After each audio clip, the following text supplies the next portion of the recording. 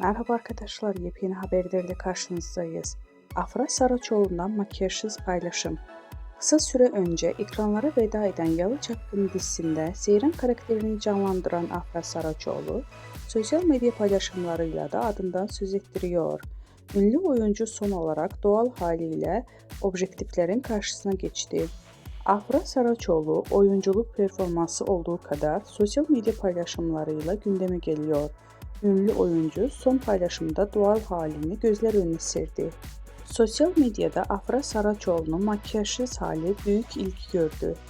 Öte yandan Paris Moda Haftası'nda konuk olan Afra Saraçoğlu son olarak davetli olduğu Miami'deki etkinlikte boy göstermişti.